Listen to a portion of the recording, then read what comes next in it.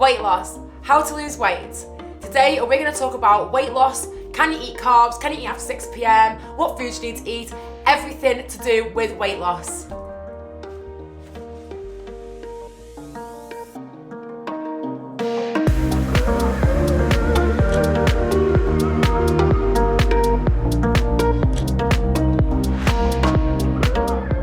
Hi, I'm Jennifer West and today we are talking about weight loss. I'm at MYOBAND HQ with Chi. Yes. Yeah, I've just told you your name. Get it right, come on. Yes, hi, I'm Chi. I'm the founder and innovations director for MYOBAND. Yes, and hopefully we can have an interesting topic about weight loss today. And also we've got a nice new sign. I didn't, but now I do. Thank you. So I think, Jen, today I'm talking about weight loss. It is it's very interesting and probably one that's asked quite a lot. Yeah, it's definitely the most asked question, yeah, for me. Yeah, and I think from just kind of before we go into it, I think I have a couple of dietitian friends where we kind of say like, is it, because what is the individual actually looking for? Is it weight loss or is it fat loss? And yeah, I think there's two very different areas. If you would agree, I don't know. Yeah. But because obviously I know that you do a lot with your clients in terms of whether it's a weight loss or is it fat loss. I think it's almost like, do you want to visually look different or do you actually physically? I think regardless if someone uses the word fat loss or weight loss, essentially I think for 99.9% of people they want the same result. They want to lose body fat. Yeah. So would it be like when someone's talking about weight loss, would it be then almost automatically kind of plays with fat loss and just visually looking good rather than the physical of weight loss? Okay. They want to lose fat and they want to change shape. Their body composition wants to change. They want to reduce the amount of fat cells they have, potentially increase the amount of muscle they have. I don't think there's anybody who wants to decrease muscle. I don't think that's ever been a thing. And this is why it's almost like when we're talking, especially like when the dietitians are talking about it, it's like you've got the difference of like you're, say, a normal person who wants to visually look better, or you got say a boxer athlete who needs to lose weight to come into his category. So they are very different. But so today, just to clarify, we're actually talking about weight loss as in connected with fat loss or look visually appealing. It's almost changing your body composition. Reducing the amount of fat you have. Great. Okay. So that gives me kind of some clarity as well. Okay. Right then. So when we talk about fat loss or weight loss with clients, what I always do is I always feel like with clients when they come to me and they say they want to lose weight, the focus for them is very much on how they look. And generally when we want to lose weight, we do one of two things. Generally, we decrease our calories and also adjust our diets, and we start to exercise. And one thing I always want to impress on people is when you start a journey where the result for you is all about how you look, it's really important to try and look for other goals within that. So like if your goal literally is just to change how you look because you're going on holiday, when those results don't come fast enough, it can be very disheartening and deter people from their goal. So I think it's really important to have micro goals in between that goal. So it might even be something completely different from how you look. It'll be something like you're going to go to gym and you start exercising the first time because you got this weight loss goal, and you go on an exercise machine and you can only do 5 minutes. So next time it's like, okay, I'm going to try to do 6 minutes, and then I'm going to try to do 7 minutes, and then I'm going to try and lift a heavy weight on this exercise. I'm going to try and do more repetitions on this exercise. So when that person looks in the mirror after 2 weeks or even a week, because I get it all the time, people come to me after 1 week and they go, I look the same. A lot of people, that for people who are the all or nothing people as well, that very much can be very the point where they go, I can't bother, like I'm not getting this. So if they've got like a goal that's outside of how they look, it gives them more reason to carry on, because they'll be like, okay, I might not have, don't look any different after a week, but at the end of the week on my 3rd session, running on the treadmill felt easier and I'm more flexible. And I did a press up today, and at the beginning of the week, I could just about manage it, like really, really rough one, and now I can actually do one. So it's like, okay, I'm just gonna carry on anyway, because I can see the benefit, I can feel the benefit. So it's trying to give people another reason to chase that goal more than just how they look, which I know obviously like we live in a world where how we look is, seemingly the most important thing ever. Yeah, and that's why I wanted to kind of just clarify at the start, is it the visual appealing aspect? Because obviously there's so many things around that in itself. Such as like your diet and how you exercise. So yeah, I'm sure it's going to be very interesting going into some of these questions. Yeah, I can't wait. On the back of that as well, we did that video last time with the basic exercises on how to check your body's flexibility, functionality and strength. So I'll tag that one below as well, so make sure you watch that one. Yeah, because I actually watched it, and for me, I consciously started thinking like, do I get up? Yeah, I just basically, after watching that, I was actually thinking, oh yeah, I need to get up, not pushing myself up. I just need to get up. It's a habit, isn't it? It's just getting habit. But yeah, so thanks for that. Okay, so how would someone start a weight loss journey? Yeah, I mean, it's one of those. I think with anything, I would personally, I would try and set my goals first. Yeah. I don't know if you agree. Yeah. But it's almost you set the goal and you kind of plan. That's what I would like to do for myself. Yeah. I agree just me personally. I agree. It's important to have some kind of plan in place, because otherwise, for most people, it's very easy to deviate from your plan. If you've not even got a plan, it's very easy to make excuses not to go to the gym or not to work out or not to do the things you want to do. So it's remembering that end goal, why you want to do it. You know, if it's for health reasons particularly as well, then it's very important that you stick to your plan. So I would say tips to get started, I would say, is definitely to have a plan in place. So look at your diary and be realistic with yourself. How many times a week can I make time for moving my body, going to the gym, lifting weights, doing yoga, like anything you want to do? Make sure you've got time for it, and if you're really struggling, make time for it. Like, do you really need to watch Hollyoaks? I mean, I'm sure it's great, or Coronation Street or whatever. I do yoga when I'm watching TV as well as time saving. So look at your day, be like, okay, Monday between this time and this time I've got an hour and a half, I can work out then. Wednesday I can, Friday I can, too busy at the weekends. So 3 times a week is realistically what you can do. Write it in your diary, colour it in, write it, stick it on the fridge, and then plan what you're going to do for those sessions. Try not to walk into the gym or wherever it is you're working out with no idea of what you're doing.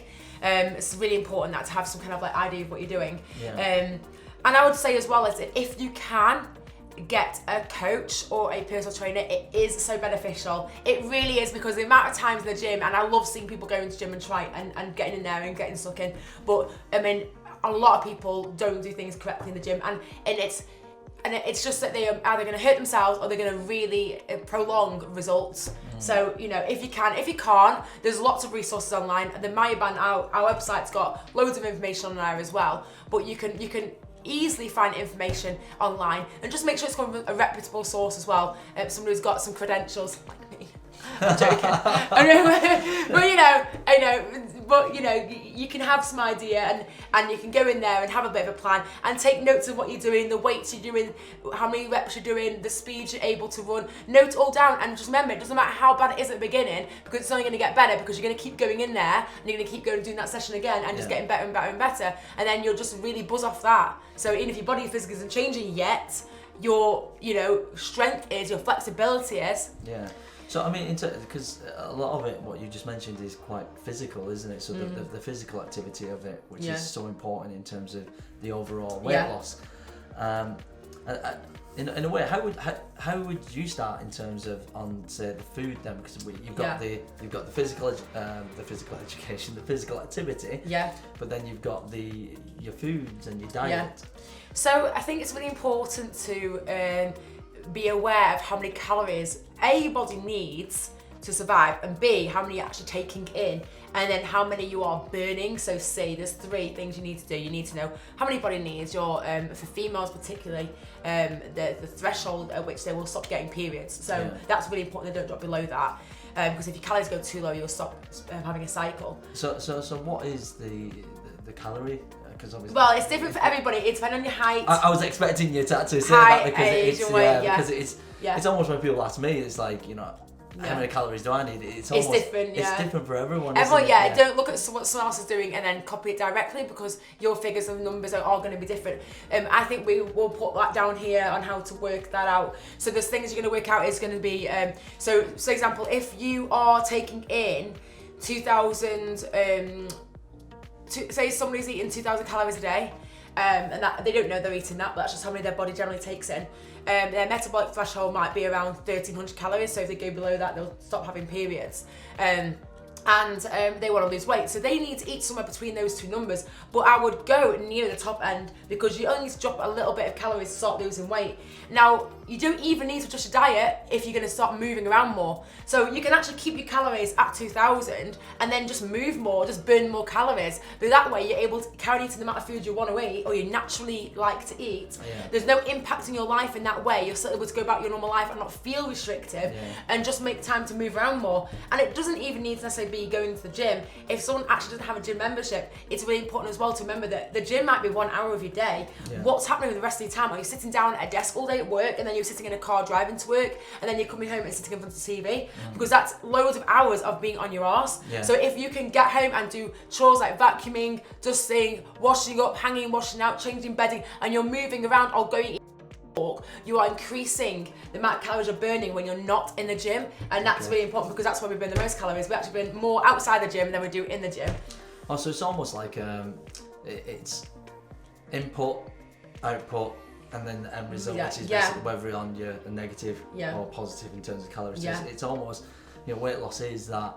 Is that balance of calories? Energy balance, 100% it is energy balance. It's as simple as that. And I think sometimes I feel like, as particularly with social media, there's a lot of like diets thrown. I mean, there always has been diets thrown around there, but there's lots of words thrown around there and lots of techniques and stuff, and it's very confusing. And sometimes the things that are being tried by other people are athletes or bodybuilders, and most people would never even need to try them anyway. And most people don't need to try them as it is. It literally just comes down to energy balance. So obviously you can see there straight away. It's really important to know how many calories do you need and how many are you taking in, because if you're already undereating a little bit on low calories, like 1,500 calories, and then you go, okay, I'll drop my calories, then you're really on low calories. So that you need to really know what you're taking in to be able to know where to move, if that makes sense.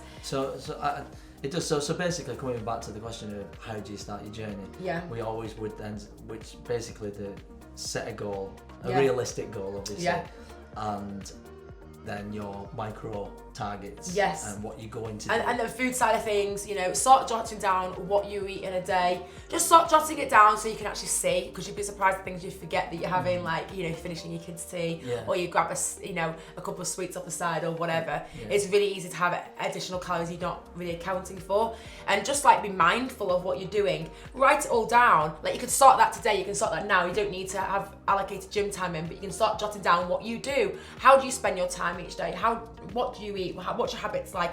Get it all down on paper, and then you can see this is me, and this is what I'm like. So these are my natural habits. So how can I improve some of them, and how can I keep it sustainable and realistic for me? There's no sense in setting yourself 7 gym sessions a week if you can't go to the gym 7 times a week. True, yeah. Or cutting out a bag of crisps every night that you love with a glass of prosecco. If you're not going to be able to do that, you need to be able to be realistic as well. Yeah, so it's almost like when you know how to start, and you setting the goal, do the planning, and then it's almost when you're exercising, would you kind of choose, because obviously there's data out there that shows, like, if you were to do like a cycle or a run for X amount of time, how many calories you can burn. So we know that it's on data. So in effect, you could actually effectively plan on how much calorie deficit you would be.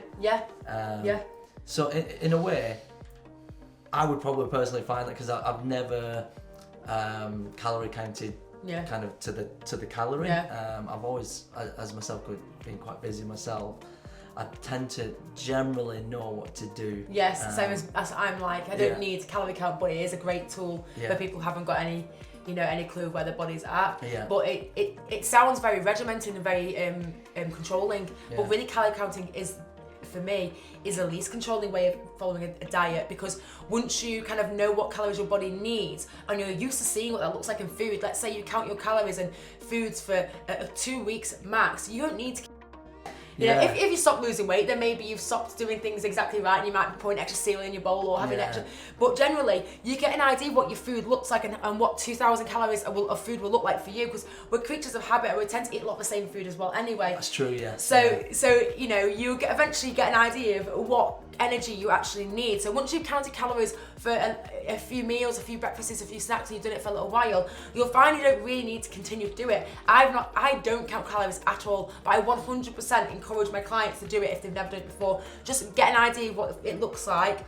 And then once you feel like you've got an idea, you don't need to keep weighing things out. You don't need to keep measuring things. You don't need to keep counting things. You've got an idea, and just keep an you know, your weight loss, and is it going to plan? And if it starts faulting, you can start weighing things a little bit and just be like, am I still having the right amount of calories, or have I started upping servings without realizing it? And if you haven't, then it's obviously time that you adjust your calories again, because your body's, you know, your metabolism might have adapted to it, or because you've started to lose weight.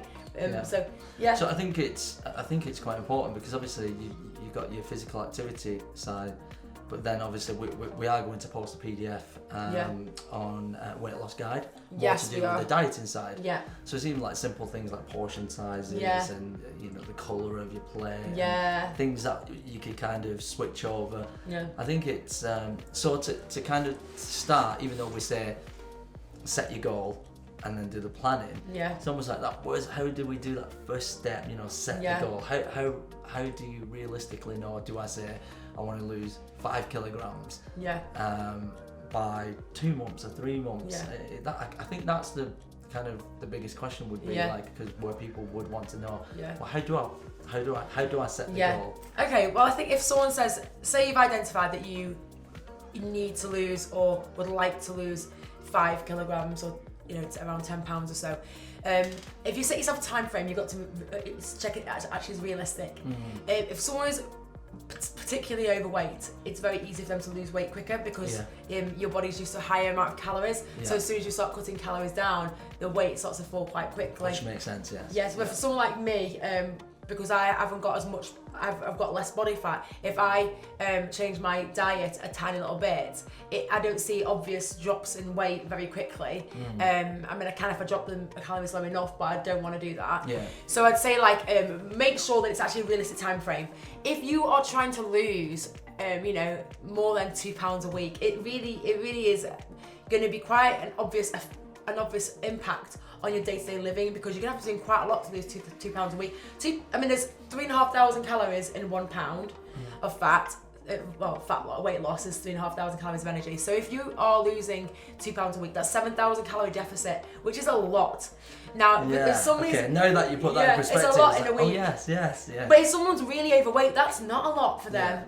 And some people's really overweight. So when people go to like Summer Roads, I've got clients who go to Summer Roads, and they're, you know, maybe they're 4 or 5 stone overweight, then they've got somebody there next to Mary who's 12 stone overweight. My middle name is Mary, by the way. I've just started saying names. So Sarah Mary. And then Sarah goes home and doesn't know why she's only lost 1 pound this week when Mary lost 7 pounds. Or Mary's 12 stone overweight, you're 4 pounds a stone overweight. So your body isn't going to be able to drop calories as well as hers is, because you aren't used to having such a high amount of food. So Mary's got a much greater deficit when she's on a low calorie diet. So her body's going to drop calories a lot faster and a lot more obviously, but it will slow down. So it's being realistic for you and knowing, like, not putting, you know, not having unrealistic expectations. But it's also important to remember, and this is really important as well, is people who lose weight really quickly or crash diet and very, very extreme diets don't tend to keep it off. They'll tend to, and most people's aim when they lose weight is to keep the weight off, apart from probably boxers trying to hit a weight. So, you know, and bodybuilders going down stage day. But most people lose weight. They want to lose weight because they want to feel strong, confident, or they want to feel healthy or fit, or they need to lose weight. So ideally you want to be able to lose that weight and maintain it. And if your pathway to getting to that weight is too much exercise, too much deficit, too much control, too much restriction, you're not going to keep it up. And by the time you hit that weight, you're going to be so glad you've hit it, you're just going to end up going, I've done it, and like everything's going to all come out, and you're just going to end up like binging and not exercising anymore because it was too intense. So if you take, you know, 4 months to get to a goal that you really want by being super restrictive and losing stone a month in those 4 months to get to 4 stone weight loss, or you take 12 months but you keep it off forever, surely that's much better. So in a way, it's what you're trying to say is basically, if it's almost like, can it be habitual and lifestyle integration rather than changing, altering drastically your lifestyle, which we all know it's a very difficult thing to do. The thing is, I understand why people kind of like that, because when you to get onto a weight goal, and I've been there before in the past when I didn't have much more knowledge in the area of fat loss and weight loss, and I would just restrict calories, which is what we essentially need to do, but I would do them much more than I needed to do. And I was on very low, 1,200 calories is what I was eating, which is below my metabolic threshold. So I didn't stop having periods, but I probably didn't do it long enough for that to have that impact. long enough because it was 1,200 calories. I was on my arse. Yeah. Like, it was such low calories, I couldn't even function. Eventually I just gave in because I couldn't realistically live off those many calories because I had no energy. I couldn't concentrate. I'd be in a room with my friends and I couldn't even bother to listen to the conversation around me because it was too much energy for my brain to even listen. I could just sit there and exist. It was no life. What, to be thin? Like, it's literally not worth it. But ironically, I could have gotten slimmer on a lot higher calories just by taking my time with it. Yeah. You know? So it's almost so, there's health implications from what you just said that really kind of, how can I say, decreasing your calories below what your actual body requires. So to function, for your organs to function, for your hormones to keep stable, for your brain to be able to focus. And I think like it's really exciting when you start a new, when you start a new diet, especially if you've failed multiple times in the past and you've always kind of like yo-yoed. For someone to start a new plan, they want it to be restrictive. Like, I've had girls come to me and go, I want to work out 6 times a week. I want to be on like no carbs. I want to get 3 stone off of Marbella or Ibiza in 4 weeks. And I'm like, what? Why are you doing this? Your body, like, realistically, it's never gonna happen, and I'm not the person to help you either. Like, and I think like people like that restrictiveness because it makes them feel like they're definitely gonna get results. What they don't realise is they also are gonna stop doing it and revert back, and then they're gonna put all the weight back on anyway. And it's no good for your mind. It creates such a bad relationship with food, and that's not what the aim would be. Relationship with food. You want to keep. So I'd say like anybody who's wanting to lose weight, if you've got Ibiza in 3 weeks, forget it. You're not going to lose 3 stone in 3 weeks, right? You're just going to have to feel a little bit overweight when you're in Ibiza, and so what? Who cares? You're on holiday. No one gives a crap anyway. I said crap, I didn't swear. You beep it out anyway. No one gives a fuck, okay? No one gives a fuck. Like, everyone's just focusing on themselves as it is. So it's really important to start thinking for the long term. Start thinking like you've identified you want to lose weight, whether you've been told you need to by a doctor or whether you want to look better for yourself or feel more confident in yourself, should I say. Then start making healthy life changes. So start being more active. Start just monitoring how much food you're taking in. Like, am I overeating? And if I am overeating, like, can I switch some foods around? Like, if you like eating loads of food, put your hand up. So do I.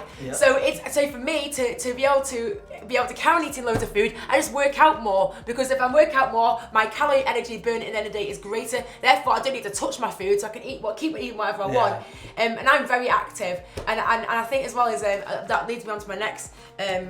The next question coming up soon, which is best way to lose body fat, but we'll touch on that in a minute. It's the type of exercise you do can help, but and not, but we'll come on to that. But yeah, I think it's really important for people to stop trying to rush things, stop trying to do things last minute, stop trying to lose weight for a holiday. If you think you really need to lose weight, okay, cool. Start being realistic and start implementing good life changes, because the last thing you want is a negative relationship with food and to be yo-yoing. So work out how many calories your body is burning. Make sure you're not going below that calorie metabolic threshold, which you don't even need to be anywhere near it, because it will be very low. And just move around as much as you can. Like, move around. If you know how many calories you need a day to how many calories you're burning a day, which is called your TDEE, and the RMR, so we need to work that out and have a little calculator down below as well, because that'd be really helpful for everybody. But your RMR is your metabolic rate at which your body needs calories to survive, so just to keep your brain functioning, your organs and liver and all that stuff. And once you know that, then you add in your exercise and your activity levels in the day, and we get an overall number, which is your TDEE, total daily energy expenditure. Mine is around 2,600, so that's how many calories I tend to burn in a day in a 24-hour period. So I know if I eat less than that, I will lose weight. If I eat more than that, I will gain weight. I actually think that's what the calculator says mine is, but the calculator doesn't take into consideration the type of exercise you're doing or the amount of muscle somebody has. So I suspect mine is nearer to around that 3,000 calories a day, because if I eat that a day, I still don't really gain any weight, and I can lose weight from eating 2,600. So the TDEE is king. TDEE is king. That is a magic number. Once you know that number, then you know where to maneuver and how to get results. So we definitely need to include that in for people. So low carb versus low fat, what's better? Does it even matter? And I don't know if for me personally, training people, that comes up a lot. A lot of people want to go on low carb diets, but they don't really understand why they want to do it. I think they just see that a lot in the media. Oh, low carb, yeah. You know, or you got the keto diet, which is just fats and no carb whatsoever, and then you've got the fat-free diet. It's like, it's an absolute like a minefield out there, and I feel like it just, if anything, it just really impresses the importance of balance is everything. Balance key. Don't cut everything out. Like, so true. You don't need to cut carbs out to lose weight. You don't need to cut fat to lose weight. Just have a bit of everything, and watch your TDEE, and that's that's it. Yeah, and in a way, like just from a scientific point of view, you know, if you're talking carb versus fat, I know what you're gonna say now. Well, fat does generate more energy. Yeah. But the thing is carbs are important, and so fats are important. Yeah, very so important. I think it's almost, you know, you come why back. It always, no matter how deep you go, I guess you always come back to just balance. Oh, is it sustainability, right? Okay, so let's say you decide you're never going to eat carbs because you decided that, you know, you can't lose weight on them, or you're not going to have fat or whatever. Right? Is it sustainable? If you're going, I think I can do that. Okay. Fast forward to when you're 75 and you're in a care home. Can you imagine when the tea trolley comes round? Oh, I can't have that. Is it got fat in it? No. Well, because you're going to be like, well, I don't care when I'm 70. But why? If you don't care then, why should you not? You shouldn't care now. Like, you really should. Like, it's balance is everything. And I think I think it's really important to remember as well, is that people do carb-free diets. A carb has 4 calories per gram. A gram of fat has 9 calories. So it's like, okay, it's actually got more calories per gram in fat, or people go into a keto diet. Obviously fats tend to keep you fuller for longer. You feel more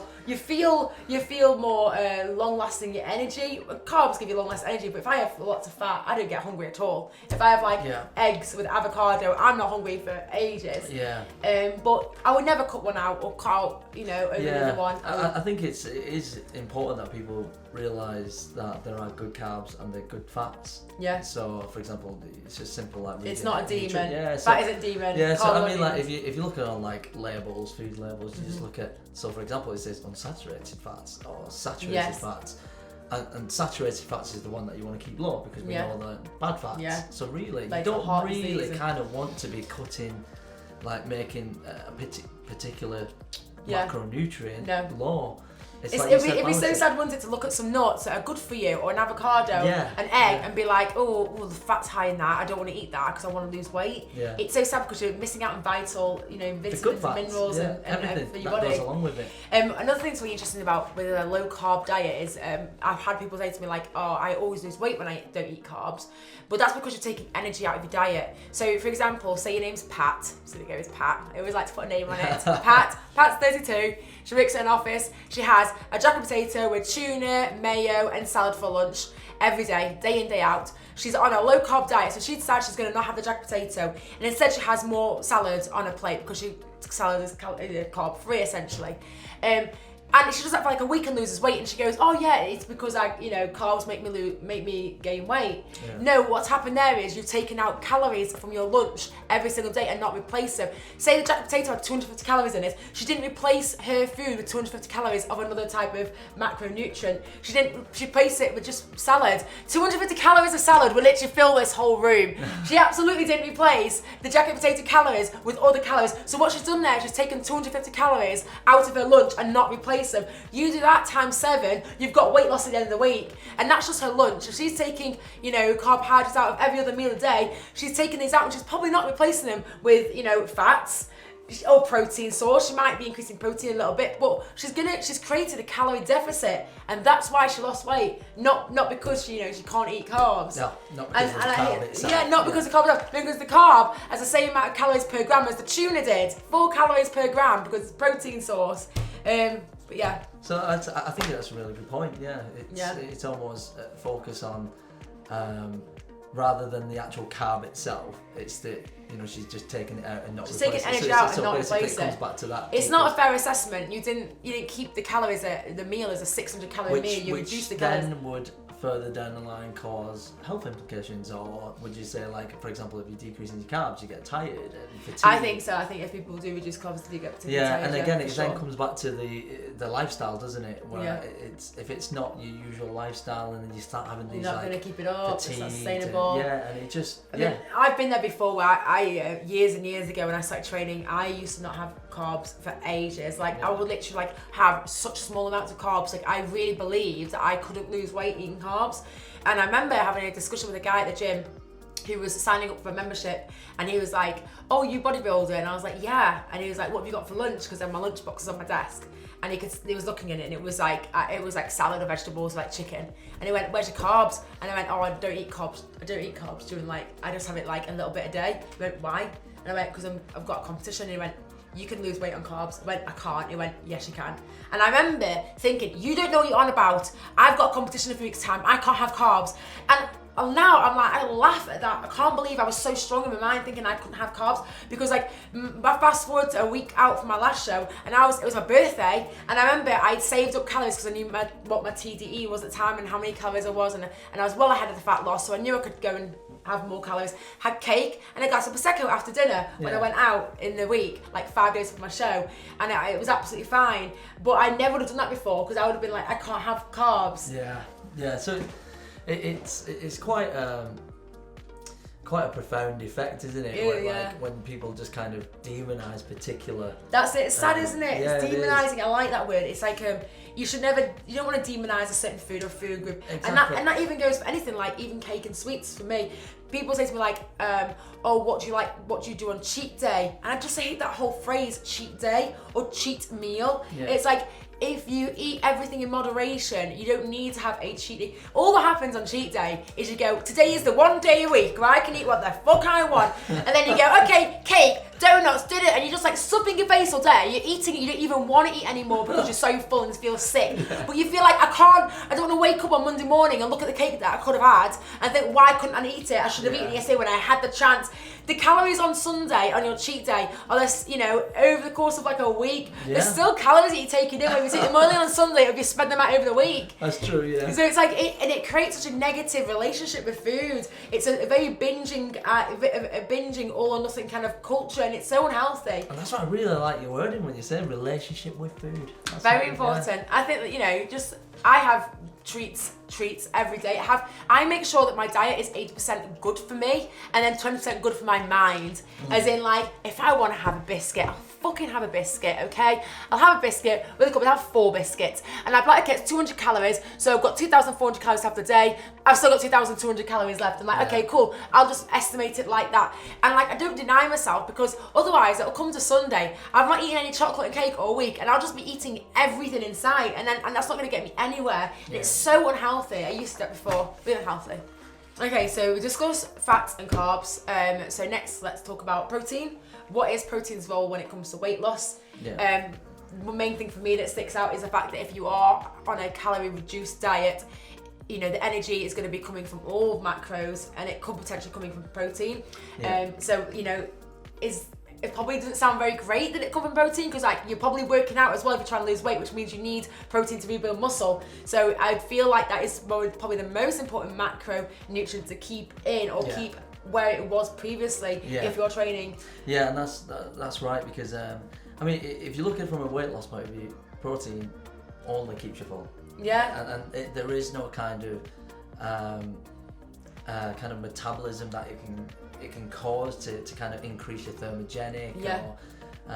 Though there are some new studies that are coming out where, depending on which amino acids that are slightly higher in particular studies, that they've managed to kind of increase the recovery hormones, which then naturally would bring up your metabolism. So there are some studies coming out. A bit of a thermogenic effect. Yeah, so for a thermogenic effect from an amino acid, particular ones. So protein as a whole, it's best is because it keeps you full for longer. So for example, it's you get hungry, it's the ghrelin hormone, and then when you're not hungry, then it's leptin. So it really kind of prolongs it's that balance between those two hormones to keep you full for longer. Yeah, so it's more sustainable. Yeah, it's more sustainable. It's less impact on your day. You won't notice it as much. You don't necessarily feel like you're dieting. Yeah, exactly. Yeah. So I think hence why if you're looking to kind of increase your I was just gonna say you don't want to increase calories, but if you want to increase it, you put something on your plate. You want the volume of food. You want to be able to eat more food, but not be having more calories. That's essentially. the one. Yes. Yeah. So volume. Protein is always a good source to go for. Yeah, that's a really good point. Actually, if you love your food, which I'm sure if you watch this video, you probably do, because I do, as well, and I'm sure you do. Me too. The cameraman does. And I think like volume is so important. Like it's nice to have a full plate of food. So if I am trying to lose weight, I will stack up on volume food, vegetables, salady stuff, things that have very low calories but high nutritional content, and they'll just fill out your plate and make you feel fuller for longer. But protein obviously comes into that. Which is nice. It does. Which is really good. So that's protein's role in weight loss. Yeah. So if someone's on a diet, they want to ensure they're keeping their protein at least a minimum of where it was before. If not, if you are working out, slightly more. Yeah, I mean we do mention it on when we spoke talking about the protein guide. Yeah. We'll link that video as well below, the protein video. If you've not watched that, go and watch that because we go into depth on protein, we go to town on it. Yeah. And like it was so eye-opening, some of the things that she taught me as well, because he just knows everything. I don't, but I'll try my best to read up. So Jen, usually it's me popping on, so I'll ask a question. So for the viewers, if there was one habit, what would it be for the habit to lose weight? To lose weight, one habit. It's really difficult to have one because generally 2 or 3 will work really well together. But I would say one thing you can do that will aid weight loss, hopefully go towards aiding weight loss, is to have a routine. That is the best thing you can do. Have a routine. For me, that is the biggest thing because that's why people tend to fail, is they don't have any type of routine and they lose it. Have a routine in place. Have a routine for your food in place, have a routine in place for activity level, for the gym, for whatever workouts you're doing, and stick to it until it becomes a habit. And then as it becomes a habit, you'll just do it without even thinking about it. Yeah. And it'll be really healthy. That's a very, very good suggestion. It's difficult because there's other ones I can think of, like, like... Just one though. Just one. I mean, there's loads I can think of, but, if I had to make one thing, I'd say making something like a routine and sticking to it. Okay, so obviously diet products is a what diet someone doesn't take, do they work? Like for example, Thermo.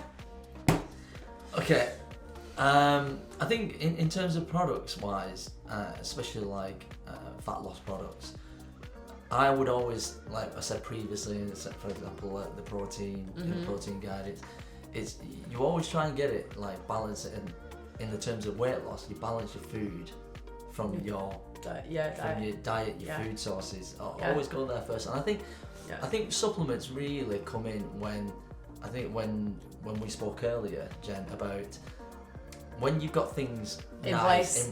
It's the clues in the name, supplements. Yeah. It supplements what you're doing already, and what you're doing should be spot on. Yeah. Like if your aim is to lose weight, you're making sure you're eating in a slight calorie deficit, or your activity level's great. When you've got all those factors in place, then you are a candidate for potentially looking at a fat loss product to aid. To see if you can then take it further. But if you are not really doing any of those things and you're not really getting results, keeping all those factors the same and then implementing a fat loss product isn't going to make any difference. Yeah, and it's not even like, it's just not. Yeah, because this is why they say like pills are not the only answer. Yeah. And you don't want to just say I want to lose fat, so I'm going to buy this fat loss pill and then just take that away. I've not lost any weight. So this is why in what we spoke about earlier, it is important to kind of understand where your food sources are, what your calories, and kind of lose weight that way, and then look towards like the supplements. It's like a bit of a finisher, like an icing on the cake. Yeah. I mean, like things like we have the Thermo, we have the vegan Thermo, and these are more for your increasing your thermogenic. So do they increase your heart rate slightly, or? Yes, they do, and in a way, in the market, there's a lot. So for example, like pre-workouts and that really kind of charge you up and increase your alertness, awareness, and actually just get you to the gym. And when really you should just try an espresso first. Yeah. You know, let's go for good quality energy, good carbohydrates source throughout the day, so you got good general energy, so you kind of feel like you could go to the gym rather than having to neck back energy drinks all day to be able to get to the gym. Essentially yes, and because it's as you change your body, as you're like working out and as you're going through your plan, then you start introducing like things like, oh, I want a thermal because a coffee just doesn't kick it anymore, and then you try it and see how that works for so yourself. This specifically is for tell me exactly what this product is supposed to be for and how people would use it.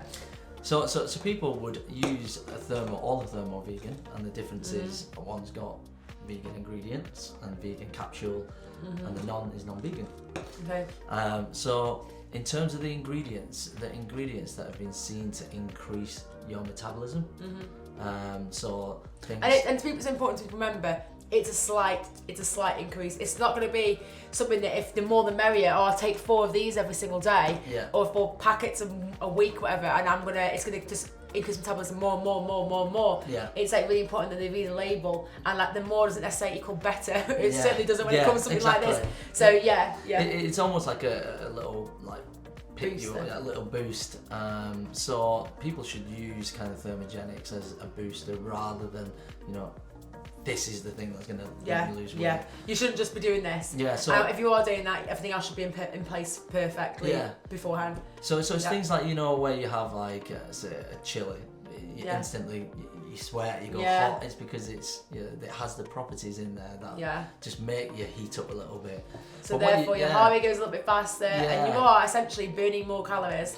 Yeah, it's almost like when you have one of these, it's almost like you're doing a bit of cardio, like you're walking a fast pace up a hill or something. Yeah, you're not. So see it as like more of a multiplier, rather than the actual source, and that's how we should see like products like such as thermogenic products. It's funny because I feel like on the market as well, the you know, you can go on Amazon or on eBay or whatever and just buy like some fat burners or some thermogenics or whatever, and the people will use them but have nothing else is in place prior to using them, and they don't know really what they're doing. And this is why for us, what we don't want to do is create a thermogenic where you go straight up and then you crash, because that is the worst feeling. Most thermogenics can do that as well. Like they'll give you a huge energy and then you're like, and then you just crash, because that is not natural for us. It doesn't feel that. It doesn't feel natural. So this one doesn't do that. This is like a very gradual, and again, it's you don't crash down. And the dosing recommendation, does it? How is it supposed to be taken? Is it like 1 in the morning, 1 in the afternoon, 1 in the evening? Yeah, so with thermogenics, you tend to take it in the morning or towards mid-afternoon. Yeah. But then any time after that, you really don't. Unless you're on nights. Yeah. Yes, that's it. Your work cycle. Well, some people watching this on night shifts thinking, "Screw you, Chi. I'm on nights. I don't want to take it in the morning." So in a way, I think that's what I would advise in terms of the beginning and the middle of your day, whatever your day is. Yeah.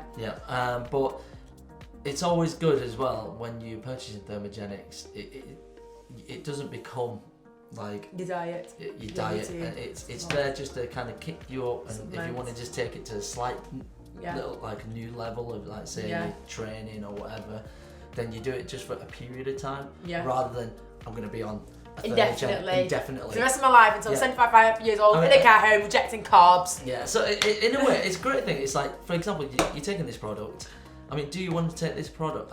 You wouldn't eat, for example, say lobster every day. No. So you wouldn't. So why would you? I think thermogenics, you should take it in a cycle, and then if it worked, great, and then you would take it like probably a month or 2 months later, and another cycle. So that's Oh, right, very good. And here, this one is the CLA. Yeah. So this is the long name for it is conjugated linoleic acid. Say that again. Conjugated linoleic acid. Conjugated. Conjugated linoleic. We could be here forever. Wait, just conjugated. No, conjugated. Conjugated linoleic. No, linoleic. Conjugated linoleic acid. Yeah. Yes! First time! So basically, this works in a way where it's fat related. So when I say fat related, I mean the nutrient, as in like the nutrient that it provides. And there have been studies to show that that CLA does help mobilize fat cells. There's also studies that show that it kind of when you take it, because how you're supposed to take it is you take it 30 minutes or an hour, depending on your metabolism, just before a meal. So then obviously with the fats that it's providing, it prevents you from taking your body from absorbing the unsaturated fats that you have. So anyway, there's studies out there that show some positive benefits. So it's a nice one. So it's a good one to try out, and it's only just really oils. And vegans can have this too. That one, no. Because Sounds vegs. Yeah, so not for you. Unfortunately this has got a bovine gel. Ooh, is that like fat? Like pig fat? Yeah, it's just like having this Haribo. Oh, you're nice. I think we actually write it on. Yes, it. Oh yeah. Vegetarians are vegan. Okay, so a question I also get a lot is what foods to eat to lose weight, and I think it's really important to realise that it depends what your goal is. So like if someone wants to lose weight, then essentially it comes down to energy. So it doesn't really matter essentially what you eat, it's the amount of calories you're eating. So as long as you're staying within your TDEE, you're not going to be gaining weight. Now, I've just said there, it doesn't matter what foods you eat, and I mean it. It really doesn't for fat loss. As long as you're not eating over your calories, you will lose weight. So you can, if your McDonald's every day is 1,200 calories, you can have a McDonald's every day because your TDEE is 2,000 calories. So if your McDonald's is 1,200, there's an 800 calorie deficit, you're gonna lose weight. So it's not necessarily the McDonald's that makes you gain weight or not lose weight, it's the overall calorie burn for the day and your calorie intake that will stop you from gaining and losing weight. Now, obviously it's not very healthy to not eat nutritional food all day, so from a health perspective, yes, you know, it is very important to eat healthy food, and healthy food, you can still overeat on healthy food. You know, you can have loads of healthy food all day and eat over in calories. So in terms of losing weight, you know, just make sure you're within your calories, but what I like to do is 80% of my diet is going to be good for my body, and 20%, like I said, is good for my mind. You know, I'll enjoy having it. It's cake, or it's a glass of prosecco, or it's some sweets. But then the other time I make sure it's really nutritional dense food because I want to make sure my body is healthy. So it's that, I don't know if that's answered a question for people, because I feel like I get asked that a lot. And it's not really what you eat, it's the amount of calories you're taking in. If we're talking about the weight loss, And, obviously I'm not encouraging people to go and eat loads of crap every single day, but essentially you can eat crap and lose weight. But I mean, if we're not talking about weight loss, which obviously this talk is about, but just outside of weight loss, because like you said, the main thing about the weight loss is calories in, calories out, and balance over that. But we do have a PDF that just for general health of what foods you should avoid, and foods that because really you don't want to be kind of be eating. You want to be eating lots of healthy food because you want to be getting all your nutrients in every single day, and you'll feel better and you'll sleep better and you'll have better energy. You know, eating junk food all day isn't going to make you feel good. You know, it isn't good to do that. I mean, can you lose weight on junk food? Of course you can if you're not eating much of it. But at the end of the day, healthy food has a much better value to, obviously a lot better value to your body. It'll make you feel fuller for longer for sure, and it's obviously it's what we need to survive. And I think this is why if you kind of, we'll have a link for the PDF where you'll be able to download the PDF on foods that you should avoid, foods you want to have more of. So hopefully I think that's answered everyone's question. That's answered the question on the kind of weight loss, but then touching a little bit on health. It's important to have the balance.